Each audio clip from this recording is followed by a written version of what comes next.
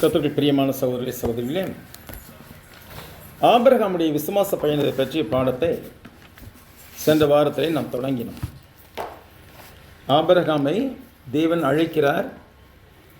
நீ உன் தேசத்தையும் உன் இனத்தையும் உன்னுடைய தகப்பன் வீட்டையும் விட்டு புறப்பட்டு நான் உனக்கு காண்பிக்க போகும் தேசத்துக்கு போ என்று சொல்கிறார் என்ற வசனத்தை கடந்த வாரம் ஆராய்ந்தோம். இந்த வாரம் 2ஆம் வசனத்திலிருந்து சில காரியங்களை பார்க்கவிருக்கிறோம். 2, 3 தொடர்ந்து 9 வசனம் வரைக்கும் பார்க்க போகின்றோம். 2, 3 வசனங்களில் மொத்தம் 7 பாயிண்ட் இருக்குது. பாருங்கள், எண்ணிக்கிட்டே வாங்க. நான் உன்னை பெரிய மக்கள் இனமாக்கி, ஜாதியாக்கினா மக்கள் இனமாக்கி 1. அடுத்து உன்னை ஆசீர்வதித்து உன் பேரை பெருமைப்படுத்துவேன். நீ ஆசீர்வாதமாய் இருப்பாய். உன்னை ஆசீர்வதிகளையே ஆசீர்வதிப்பேன். உன்னை சபிக்கிறவனை சபிப்பேன். பூமியில் வம்சங்கள் எல்லாம் உனக்குள் ஆசீர்வதிக்கப்படும். 7 காரியங்கள் இதில் இருக்கிறது. இந்த 7 காரியங்களிலே முதல் 3 அடுத்த கடைசி 3 வாக்கு தத்தங்கள். அந்த நடுவில் இருக்கிற ஒரு காரியம் 4வது ஒரு பிரெட்டுக்கு நடுவில் சாண்ட்விச் போடுறாங்களே, ஜாம் போடுறாங்க இல்லையா, அந்த மாதிரி போட்டு ஒட்ட வைக்கிறது. அது மாதிரி இருக்கக்கூடிய எதுனாக்க நீ ஆசீர்வாதமாக இருப்பாய் அப்படிங்கிற ஒரு காரியம் ஆபிரகாம் கொடுக்கப்பட்ட பெரிய ஒரு மகத்தான ஒரு காரியம் என்று நம்பப்படுகிறது. முதல்ல பார்க்கும்போது நான் உன்னை பெரிய மக்கள் இனமாக்குவேன். இந்த பெரிய மக்கள் இனமாக்குவேன் என்பது ஆபிரகாமோடு நின்று விடவில்லை, அல்லது ஈசாக்கோடு நின்று விடவில்லை, அல்லது யாக்கோபோடு நின்று விடவில்லை, இஸ்ரவேல் ஜனத்தோடு நின்று விடவில்லை. மாறாக இயேசு கிறிஸ்து வரும்போது தான் அதனுடைய பரிபூர்ணமான நிறைவேற்றம் காணப்படுகிறது. கிறிஸ்துவின் சபை என்பது எண்ணிக்கையில் வேணாலும் சிறியதாக இருக்கலாம், ஆனால் தேவனுக்கு முன்பாக இது மகத்துவமானது. இதை நாம் புரிந்து கொள்ள வேண்டும். ஏன்னா இன்னைக்கு பார்த்தீங்கன்னாக்கா கிறிஸ்துவ சபையை கொண்டு போய் அந்த மற்ற டினாமினேஷன்ஸ் இருக்குல்லையே, ஆர்சி சிஎஸ்சி, அதோடு சேர்த்து நாங்கள்லாம் மைனாரிட்டி அப்படின்னு சொல்லி கவர்மெண்ட்டை காப்பிச்சு உதவி வேணும் அப்படின்னு கேட்டுட்டு இருக்காங்க. நம்ம எந்த காலத்தையும் மைனாரிட்டி ஆக மாட்டோம். நம்ம மெஜாரிட்டி, எப்பயுமே மெஜாரிட்டியானவர்கள் தான். எண்ணிக்கையில் வேணும்னா சிறியதாக இருக்கலாம், ஆனால் நம்முடைய தேவன் பெரியவர். இந்த உலகம் முழுவதுக்கும் அவர்தான் ராஜா. ராஜா வீட்டு பிள்ளைகளுக்கும் எப்படி மைனாரிட்டி ஆக முடியும்? முடியாது. நாம் என்றைக்குமே மெஜாரிட்டியானவர்கள். அப்போ இங்கே பார்க்கும்போது இந்த ஆபிரகாம் கொடுக்கிற ஆசீர்வாதம் நீ உன்னை பெரிய மக்கள் இனமாக்குவேன். பாருங்க, ஆபிரகாமுடைய வாழ்க்கையில் இது எப்படி நிறைவேறிற்று? ஆபிரகாம் முதலிலே இஸ்மவேலை பெற்றான். ஆகார் மூலமாக இஸ்மவேலை பெற்றான். அந்த இஸ்மவேலுக்கு 10 பிரபுக்கள் பிறந்தார்கள். அவர்கள் தான் இன்றைக்கு இஸ்லாமியர்கள் என்று அழைக்கப்படுகிற கூட்டத்தாரும் அதில் இருக்கிறார்கள். அவர்கள் அந்த கிழக்கத்திய உலகத்தில், அதாவது அரபு கண்ட்ரியில் நிறைய பரவி இருக்கிறாங்க. நம்ம தொடக்கத்திலே அதை பார்த்துருக்குறோம், எந்தெந்த இனம் எங்கெங்கே பரவுச்சுன்ட்டு. அடுத்ததாக சாராள் மூலமாக ஈசாக்கு பிறந்தார். ஈசாக்கும் ஆபிரகாமுக்கு ஈசாக்கு பிறந்தார் சாராள் மூலமாக. அந்த ஈசாக்கு மூலமாக ஏசா, யாக்கோபு என்று 2 பிறந்தார்கள்.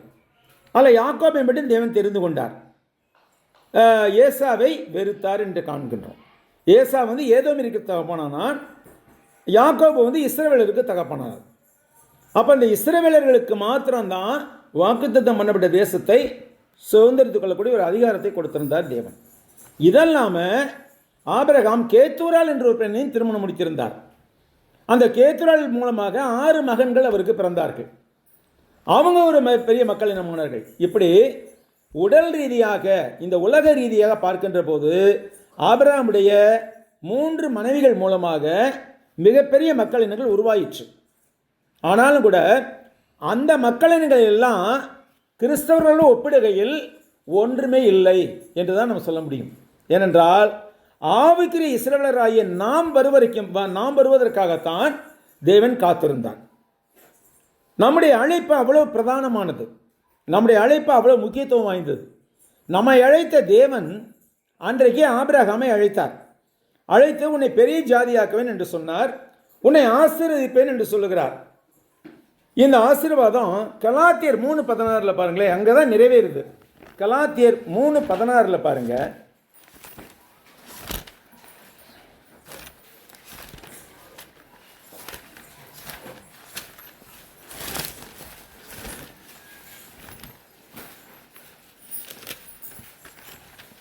ஆபிரகாமுக்கும் அவனுடைய சந்ததிக்கும், பக்கம் 260, 16ஆம் வசனம். ஆபிரகாமுக்கும் அவனுடைய சந்ததிக்கும் வாக்குத்தத்தங்கள் பண்ணப்பட்டன, சந்ததிகளுக்கு என்று அநேகரை குறித்து சொல்லாமல் உன் சந்ததிக்கு என்று ஒருவனை குறித்து சொல்லியிருக்கிறது. அந்த சந்ததி கிறிஸ்துவே. அப்போ கிறிஸ்துவாகத்தான் ஆபிரகாம் கொடுக்கப்பட்ட இந்த வாக்குத்தத்தம் நிறைவேறிற்று. எப்படின்னாக்கா, அந்த கடைசி ஆசீர்வாதம் இருக்கு இல்லையா, 3ஆம் வசனத்தில் கடைசி பிரிவு 7வது, பூமியில் வம்சங்கள் எல்லாம் உனக்குள் ஆசீர்வதிக்கப்படும். அந்த உனக்குள் என்பது உன் சந்ததிக்குள். அந்த உன் சந்ததி என்பது யாரு? இயேசு கிறிஸ்து. இயேசு கிறிஸ்துக்குள்ளாகத்தான் பூமியில் எல்லா வம்சங்களும் ஆசீர்வதிக்கப்படும். இது ஆபிரகாமுக்கே ஒரு வாக்குத்தத்தமாக சொன்னார். அப்போ உலகத்தை சுதந்திரிப்பேன் என்ற ஒரு வாக்குத்தத்தம் ஆபிரகாமுக்கே கொடுக்கப்பட்டது. கானான் தேசத்தை மாத்திரமல்ல, அவர் வாழ்ந்த காலகட்டங்களிலே கானான் தேசத்தை சுதந்திரித்துக் கொள்வார்.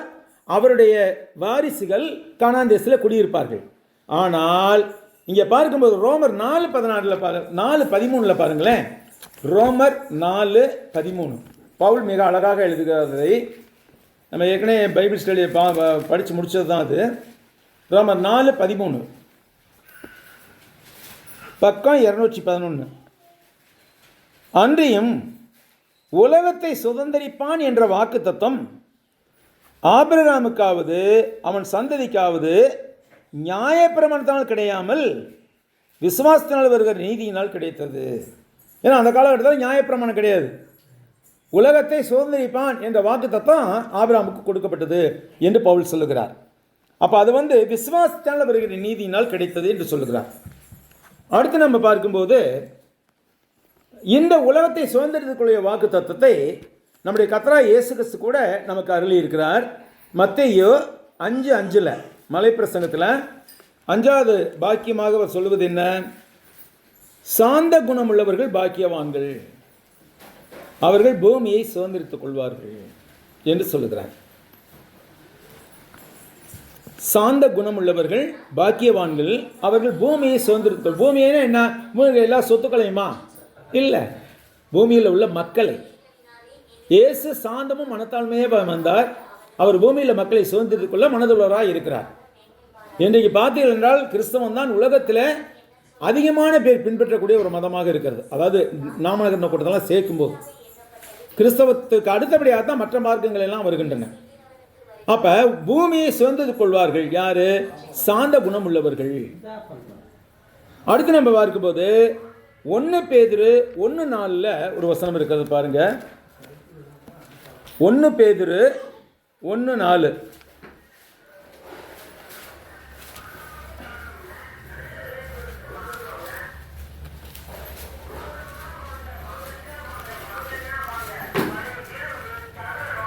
இதில் அந்த இடையில ஒரு பாயிண்ட் தான் நமக்கு தேவை, இருந்தாலும் வாசிப்போம். அவர் இயேசு கிறிஸ்து மரித்தெழுந்து எழுந்ததினாலே அழியாததும் மாசற்றதும் வாழாததுமாகிய சுதந்திரத்துக்கு ஏதுவாக. அப்போ நமக்கு கொடுக்கப்பட்ட சுதந்திரம் எப்படிப்பட்டது? அழியாதது, மாசற்றது, வாடாதது, நித்திய ஜீவனை தான் சொல்லுகிறார் அவர். அப்போ நமக்கு கொடுக்கப்பட்ட சுதந்திரம் அழியக்கூடிய அல்லது வாடக்கூடியது அல்ல, அல்லது யாரும் களவாடக்கூடியது அல்ல. இதை இங்கே ஒப்பிடும் போது நமக்கு தெரிகிறது. ஏனென்றால் இயேசு கிறிஸ்து பிலாத்தின் முன்னால் நின்ற போது என்ன அறிக்கையிட்டார்? என்னுடைய ராஜ்யம் இவ்வுலகத்திற்குரியதில்லை. இவ்வுலகத்திற்கு இருந்தால் என்னுடைய சேவர்கள் என்னை பிடிச்சு கொண்டு வராதபடி பார்த்துருப்பார்களே, என்னுடைய ராஜ்யம் இந்த இடத்துக்குரியதில்லைங்கிறார். அப்போ அவருக்கு ஒரு ராஜ்யம் இருக்குது, அவர் ராஜாவாக இருக்கிறார். ஆனால் அது எப்படிப்பட்ட ராஜ்யம்? ஆவிக்குரிய ஒரு ராஜ்யம். ஆவிக்குரிய ராஜ்யத்தை பூமிக்குரியவைகள் என்ன செய்ய முடியாது? களவு செய்ய முடியாது. ஆவிக்குரிய ராஜ்யத்தை பூமிக்குரிய காரியங்கள் களவு செய்ய முடியாது. பூமிக்குரிய ராஜாக்களால் அதை வெற்றிக்கொள்ள முடியாது. யோவானின் காலத்தில், அப்போஸ்தலன் யோவானின் காலத்தில், கடைசி காலத்தில் பார்க்கின்றது டொமேஷியனுடைய அக்கிரமங்கள் மிகுதியாக இருந்தன. கிறிஸ்தவர்கள் எல்லாரையும் துன்புறுத்தி கொண்டிருந்தார். அந்த சமயத்தில் தான் இந்த புத்தகங்கள்லாம் எழுதுகிறார் அவர். இதை 1 யோவான், 2 யோவான், 3 யோவான், வெளிப்படுத்த விசேஷம் அதெல்லாம் அப்போ தான் எழுதுகிறார். அப்போ அதை பூரா எல்லாம் அடையாளத்துவ மொழியிலே எழுதுகிறார். காரணம் என்னன்னா, அது கிறிஸ்தவர்களுக்கு புரிஞ்சால் போதும், மற்றவங்களுக்கு புரியக்கூடாது அப்படிங்கிற அர்த்தத்தில் அவர் எழுதுகிறார். அப்போ இந்த உலகத்து ராஜ்யங்கள் தேவனுடைய ராஜ்யத்தை மேற்கொள்ள முடியாது. ஆசீர்வாதங்களின் அடையாளம் இனிமேல் பட்டு பூமிக்குரிய செழிப்பு அல்ல. அந்த காலத்தில் ஆபிரகாமுக்கு கொடுத்த ஆசீர்வாதம் எப்படி இருந்தது? கடற்கரை மணலத்தான் இன்னும் முடியாது ஜனங்கள் கிடைக்கும் உனக்கு, அதோடு கூட உம்முடைய ஜனத்துக்கு என்ன செய்யும், உன்னுடைய ஜனத்துக்கு ஆசீர்வாதங்கள் பெருகும் அப்படின்னு சொன்னார்.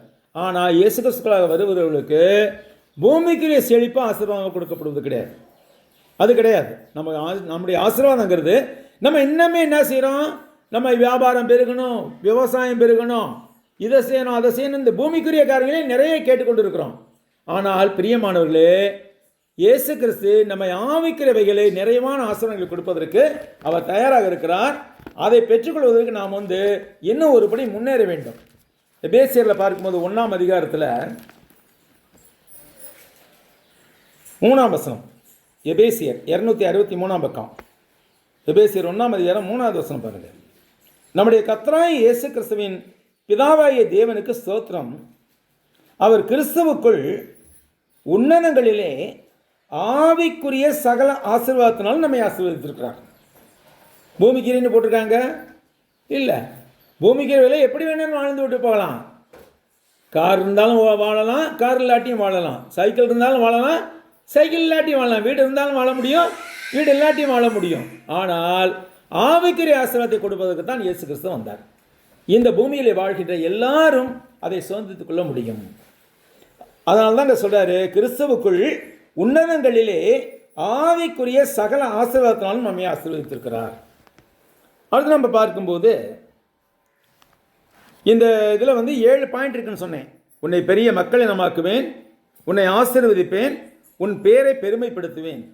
இந்த 3 கடைசி 3 உன்னை ஆசீர்வதிப்பேன், உன்னை சபிக்கிறவனை சபிப்பேன், பூமியில் வம்சங்கள் எல்லாம் உனக்குள் ஆசீர்வதிக்கப்பட்டிருக்கும். இப்படி 6 வாக்குத்தத்தங்களுக்கு இருக்குது. அதை இடையில நின்று ஒட்டக்கூடிய இந்த எல்லாத்தையும் ஒன்று சேர்க்கக்கூடியதாக இருப்பது நீ ஆசீர்வாதமாக இருப்பாய். யார்? ஆபிரகாமே ஒரு ஆசீர்வாதமாக இருப்பாராம். இது எவ்வளவு பெரிய பாக்கியம் பாருங்கள். இன்றைக்கு தேவன் நம்ம ஒவ்வொருவரையும் பார்த்து நீ அமளினருக்கு பெரிய ஆசீர்வாதம் இருப்பாய் என்று சொல்லுவாரா? யோசிச்சு பார்ப்போம். நம்முடைய நடக்கைகள் அந்த அளவுக்கு இருக்கிறதா? ஆபிரகாம் அந்த அளவுக்கு விசுவாசித்தார், அதனாலே சொன்னார் நீ ஆசீர்வாதமாக இருப்பாய். நீ நம்மிடத்தில் தேவன் அதை சொல்ல வேண்டும். அந்த அளவுக்கு நம்முடைய நடக்கை மாற வேண்டும். நீ ஆசீர்வாதமாக இருக்கிறாய், இந்த அமளினர் மக்களுக்கு நீ ஆசீர்வாதமாக இருப்பாய் என்று சொல்லி மாற வேண்டும். பூமிக்குரிய காரியங்களே சிந்தித்துக் கொண்டிருந்தால் அது நிச்சயமாக கிடைக்காது. பூமிக்குரிய காரியங்கள் பூமியோடு முடிந்து விட போகிறது. ஆனால் நாம் எங்கே பொக்கிஷத்தை சேர்த்து வைக்கக்கூடியவர்களாக இருக்கிறோம்? பரலோகத்தை பொக்கிஷத்தை சேர்த்து வைக்க வேண்டியவர்களாக இருக்கிறோம். அப்போ நம்முடைய பொக்கிஷம் எங்கே இருக்கிறதோ அங்கே தான் நம்ம கண்ணும் இருக்கும். நம்ம பூமிக்குரிய காரியங்களே தேடி இருந்தோம்னா இங்கே தான் நம்ம கண் இருக்கும், மேலே பார்க்கவே மாட்டோம். அப்போ மேலே பார்க்கணும்னா அந்த பார்வை நமக்கு தேவை, தேவனுடைய பார்வை நமக்கு தேவை. அப்போ தான் அவர் நம்மை நீ இந்த ஊருக்கு ஆசீர்வாதமாக இருப்பாய், நீ இந்த உலகத்திற்கு ஆசீர்வாதமாக இருப்பாய் என்று சொல்ல முடியும். அடுத்தது நான் பார்க்கும்போது 4-5 வசனங்கள். கர்த்தர் ஆபிரகாமுக்கு சொன்னபடியே அவன் புறப்பட்டு போனான், லோத்தும் அவனோட கூட போனான். ஆபிரகாம் ஆரானை விட்டு புறப்பட்ட போது 75 வயது உள்ளவனாய் இருந்தான். கொஞ்சம் யோசிச்சு பாருங்க. போன வாரமே பார்த்தோம் பற்றி. 75 வயசு. 75 வயசுங்கிறது என்ன? அது வீட்டில் ஓஞ்சு ஓய்வு எடுத்துக்கிட்டு சாப்பிட்டுக்கிட்டு பேரப்பிள்ளைகளோட கொஞ்சிக்கிட்டு இருக்க வேண்டிய வயசு. மகனே பிறக்கலை இன்னும். யாருக்கு? ஆபிரகாமுக்கு. அவனுக்கு 75 வயசு, மனைவிக்கு 60 வயசு, 60-65 வயசு. அந்த சமயத்தில் நீ புறப்பட்டு போங்கிறார். எங்கே போகிறது? இன்னும் எங்கன்னு சொல்ல, நான் உனக்கு காண்பிக்க போகிறதே போ அப்படிங்கிறார். இது எப்படி இருக்குன்னு யோசிச்சு பார்ப்போம். நிச்சயமாக அவருக்கு அந்த ஆரான்கிற ஊரில் நல்ல பழக்க வழக்கம் இருந்திருக்குது. அவர் ராஜா வீட்டு பிள்ளையாக இருந்தார் ஆபிரகாமு. அதனால் அந்த ஆரான்கிற ஊரில் நல்ல மதிப்பு இருந்திருக்குது. மனைவி சாராயும் ஒரு ராஜ குடும்பத்தை சேர்ந்தவள். அதனால் 2 பேர்த்துக்குமே அந்த ஊரில் அந்த ஸ்டேட்டில் நல்ல மதிப்பு இருந்திருக்குது. அவங்க என்ன நினச்சதெல்லாம் செய்ய முடியும். நல்ல ஒரு ஜனக்கட்டு இருந்தது. இது எல்லாத்தையும் விட்டுட்டு வா அப்படின்னு சொன்னால் எதை நம்பி போகிறது? எல்லாத்தையும் விட்டுட்டு போனால் எதை நம்பி போகிறது? அல்லது யாரை நம்பி போகிறது? தேவனை நம்பி தான் போக முடியும். எல்லாத்தையும் விட்டுட்டு வா அப்படின்னு சொல்லும்போது, ஏன்னா அவர் என்ன ஆசீர்வாதம் கொடுக்குறாரு? உன்னை பெரிய மக்கள் இனமாக்குவேன், உன்னை ஆசீர்வதிப்பேன், உன் பேரை பெருமைப்படுத்துவேன், உன்னை ஆசீர்வதிப்பேன், உன்னை சபிக்கிறவனை சபிப்பேன், பூமியில் வம்சங்கள் எல்லாம் உன் மூலமாய் ஆசீர்வதிக்கப்படுங்கிறார். இந்த ஒரு வாக்குத்தத்தத்தை தான் கொடுத்துருக்கிறார், வேற ஒன்றுமே கொடுக்கல. நல்லா யோசிச்சு பாருங்க, இந்த வாக்குத்தத்தத்தை மாத்திரம் தான் கொடுத்துருக்கிறார். இதை நம்பி அவர் கிளம்பி செல்லுகிறார். அப்ப எவ்வளவு பெரிய விசுவாசம் இருந்திருக்க வேண்டும் ஆபிரகாமுக்கு. ஏன்னா இன்னும் எங்க போறதுனே தெரியல, போக போதான் வழிகாட்டுவார். தேவன் அவர் வழிகாட்டுதல் வித்தியாசமானவைகள். தொடக்கத்திலே எல்லாம் செஞ்சிட மாட்டார், படிப்படியாக தான் தன்னுடைய வழிகாட்டுதலை அவர் காண்பிப்பார். அப்ப ஆபிரகாம் தன் மனைவியாகிய சாராயையும் தன் சகோதரிய குமாரனாகிய லோத்தையும் தாங்கள் சம்பாதித்திருந்த தங்கள் சம்பத்து எல்லாவற்றையும் ஆரானிலே சபதரித்த ஜனங்களையும் கூட்டிக் கொண்டு அவர்கள் கானான் தேசத்துக்கு புறப்பட்டு போய் கானான் தேசத்தில் சேர்ந்தார்கள். போகிறப்பவே வழி காமிச்சிருக்கார், தேவன் வழி காமிச்சிருக்கார் எங்கே போகணும்ட்டு. அப்போ கானான் தேசத்துக்கு சேர்றாங்க. ஆபிரகாம் அந்த தேசத்தில் சுற்றி திரிந்து சீகேம் என்னும் இடத்துக்கு சமபமான மோரே என்னும் சமபூமி மட்டும் வந்தான். அக்காலத்திலே கானானியர் தேசத்திலே குடியிருந்தார்கள். எதிரிகள் இருக்கும்போது தான் தேவனுடைய மகிமை புரியும். நிச்சயமா எல்லாவற்றையும் கர்த்தர் ஒவ்வொருவரையும் காத்துக்கொள்வார். என்னுடைய 30 ஆண்டுகால ஊழிய வாழ்க்கையில் எத்தனை எதிர்ப்புகளை நான் சம்பாதித்திருக்கேன். ஆனால் எல்லா எதிர்ப்புகளையும் தேவன் என்னோடு கூட இருந்திருக்கிறார். நான் அதை உணர்ந்திருக்கிறேன். நிச்சயமாக எதிர்ப்பு இல்லைனாக்கா நம்ம யாருங்கிறது இந்த உலகத்துக்கு தெரியாது. அதனால் தேவன் அங்கே ஏற்கனவே கானானியர்களை வைத்திருக்கிறார். கானானியர் யார்? லோத்துடைய கடைசி மகனாகிய காமின் புத்திரர்கள். காமினுடைய புத்திரர்கள், அவருடைய சந்ததியாக தான் கானானியர்கள் என்று அழைக்கப்பட்டார்கள். அந்த கானானியர்கள் இந்த தேசத்தில் குடியிருந்தார்கள். அவன் பார்த்தா ராட்சத பிறவிகள் அவங்கெல்லாம். இவன் ஆபிரகாம் அங்கே போகிறார். அங்கே எதிர்ப்புகள் எத்தனை இருந்தாலும் கர்த்தர் அவரை காத்துக்கொள்கிறார். அதை நம்ம அடுத்த பகுதியில் பார்க்க போகிறோம். இங்கே சீக்கியம் என்ற இடத்துக்கு அங்கே குடியிருந்தார். அப்போ கர்த்தர் ஆபிரகாமுக்கு தரிசனமாகி 7ஆம் வசனத்தில் உன் சந்ததிக்கு இந்த தேசத்தை கொடுப்பேன் என்றார். பாருங்க, கானானியர்கள் ராட்சத உலகத்தில் அந்த பூமியிலே அந்த பகுதியில் வாழ்ந்து கொண்டு இருக்கிறார்கள். ஆனால் கர்த்தர் என்ன சொல்றாரு? இந்த தேசத்தை முழுவதையும் உன்னுடைய சந்ததிக்கு கொடுப்பேன் அப்படிங்கிறார். இது சாத்தியமா என்பதை குறித்து ஆபிரகாம் சற்றும் யோசிக்கவில்லை. தேவன் சொன்னால் நிச்சயமாக செய்வார் என்று விசுவாசித்தான். அப்ப என்ன செய்யறான்? அப்பொழுது அவன் தனக்கு தரிசனமான கர்த்தருக்கு அங்கே ஒரு பலிபீடத்தை கட்டினான். பலிபீடத்தை கட்டுவது, நாம் உண்மையிலேயே நம்மையே பலியாக செலுத்த வேண்டும். ரோமர் 12:1 நாம் பார்க்கின்றோம். இதனுடைய தொடர்ச்சி தான் நாம செய்ய வேண்டிய ஒரு காரியம். ரோமர் 12. அப்படி இருக்க சகோதரரே, பக்கம் 221,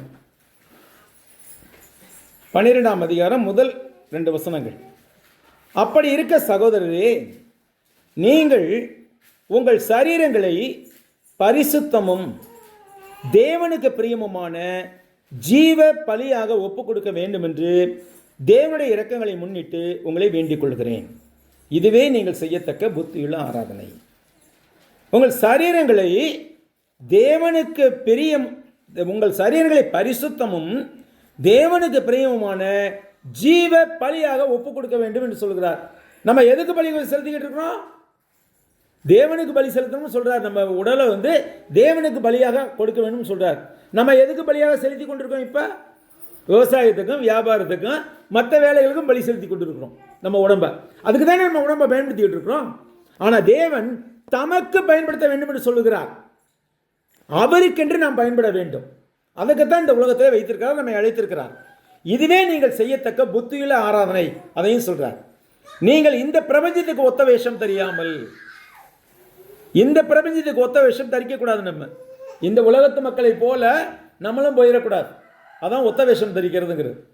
இந்த பிரபஞ்சத்துக்கு ஒத்த வேஷம் தெரியாமல் தேவனுடைய நன்மையும் பிரியமும் பரிபூர்ணமான சித்தம் இன்னதென்று பகுத்தறியத்தக்கதாக உங்கள் மனம் புதிதாகிறதுனாலே, ஏன்னா தேவனுடைய சித்தம் இன்னதென்று அறிந்தோம், 20-28 வருஷத்துக்கு முன்னாடியே அறிந்து கொண்டோம். அறிந்து கொண்டு ஞானஸ்நானம் பெற்றோம் இல்லையா? தேவனுடைய சித்தத்தை அறியாமல் நம்ம ஞானஸ்நானம் பெறல.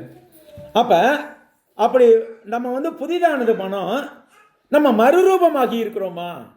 மறுரூபமாகுங்கள் அப்படிங்கிறார். இது ரொம்ப ரொம்ப இக்கட்டான ஒரு கேள்வி. மறுரூபம் ஆகி இருக்கிறோமா?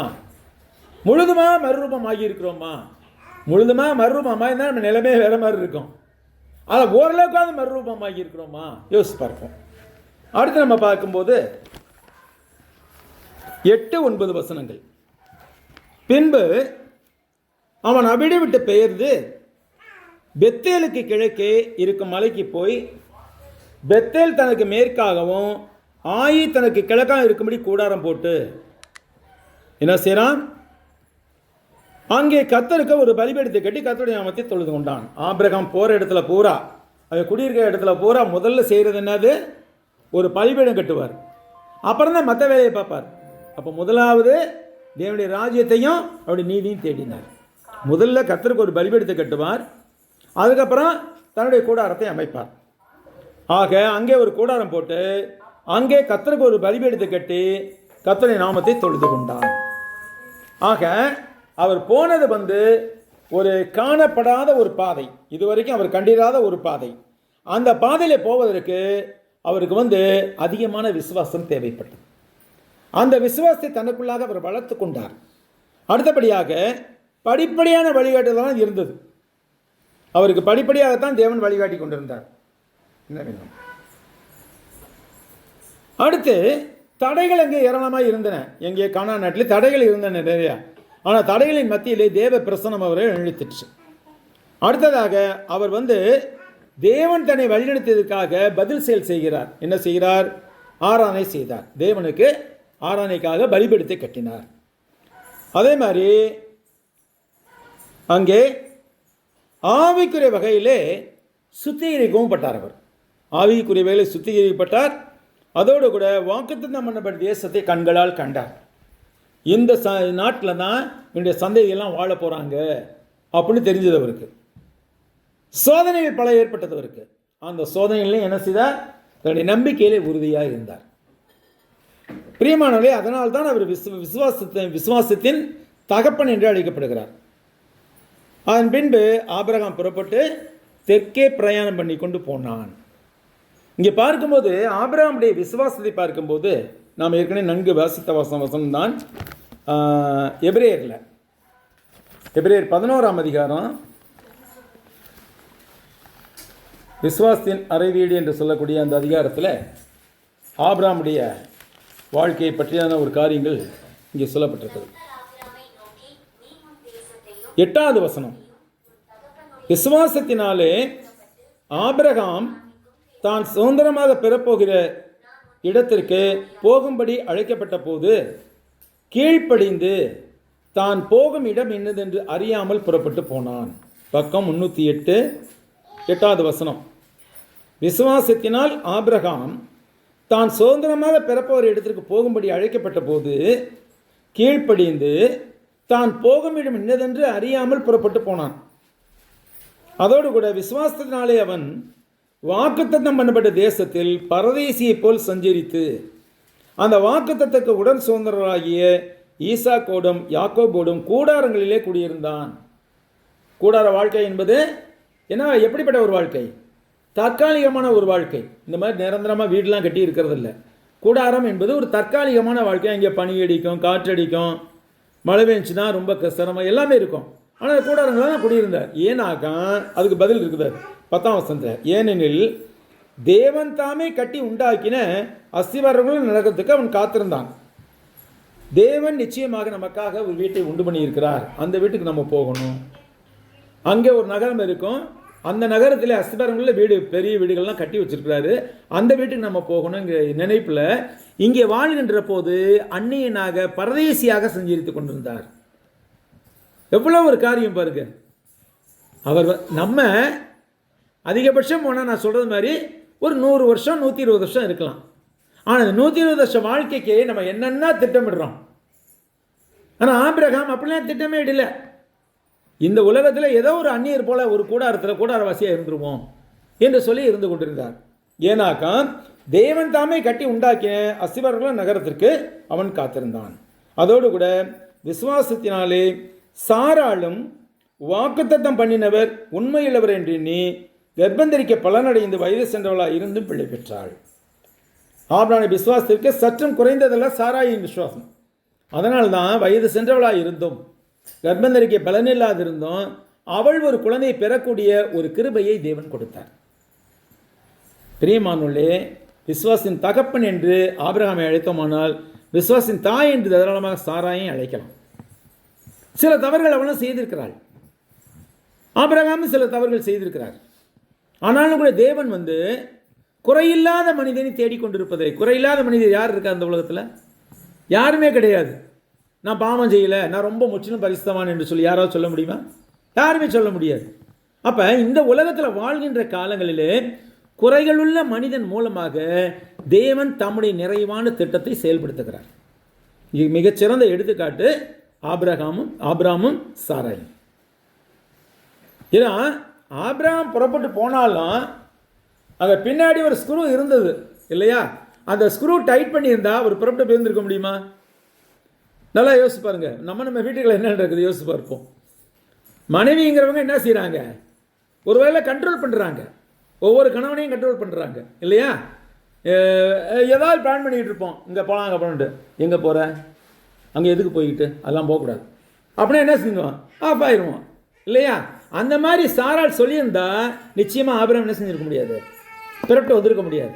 ஆபிரகாம் சொன்னதை உடனே கேட்டாள் சாராய் என்ன சொல்லி சொன்னாலாம்? ஆபிரகாம ஆண்டவனே என்று சொன்னான். பேதுருவுல வரும் அந்த வசனம், 1 பேதுருல வருது பாருங்களேன். 1 பேதுரு 3ஆம் அதிகாரம் 6ஆம் வசனம்.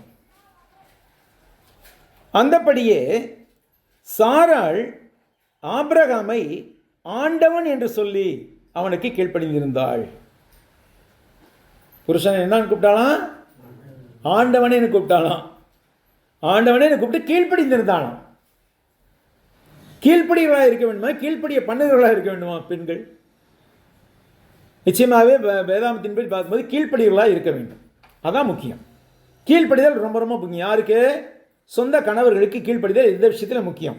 இங்கே சாராள் அதை உதாரணமாக சொல்கிறார்.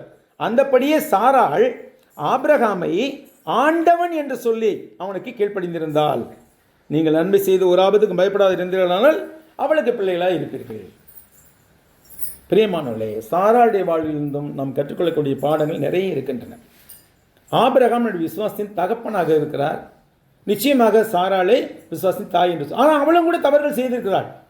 குழந்தை பெத்துக்குவே அப்படின்னு சொல்லியிருக்கிறார் தேவன். ஆனாலும் கூட அவள் அவசரப்பட்டு என்ன செய்தால், தன்னுடைய எகிப்திய வேலைக்காரியா ஆகாரை திருமணம் முடித்து வைத்தாள். யாருக்கு? தன்னுடைய புருஷனுக்கே. அது சாராளுடைய அவசர புத்தியினால தான் இஸ்மவேல் பிறந்தது. கொஞ்ச நேரம் காத்திருந்தா நிச்சயமாக ஈசாக்கு தான் முதல்ல பிறந்திருப்பான். ஆனால் அவசர புத்தியோட ஆகாரை நீ போய் என் புருஷனோட சேரு அப்படின்னு சொல்லி சேர வச்சு ஒரு குழந்தையை பெற்றுக்கிட்டான். ஆனால் தேவன் உண்மையல்வராக இருக்கிறார் என்பதற்கு மிகப்பெரிய சான்று, அவள் 80 வயது ஆகும்போது அவளுக்கு எனக்கு பிறந்து ஒரு குழந்தை பிறந்தது, ஆண் குழந்தை பிறந்தது. பிரியமானவர்களே, இந்த காரியங்கள் இப்படி இருக்கிறதா என்று நாம் யோசித்து பார்ப்போம். இந்த அத்தியாயத்தின் அடுத்த கட்டத்தை நாம் அடுத்த வாரத்தில் நம்முடைய இதே நேரத்தில் பிரசங்கத்தை பார்ப்போம். கர்த்தர் தாமே நம்மை ஆசீர்வதிப்பாராக.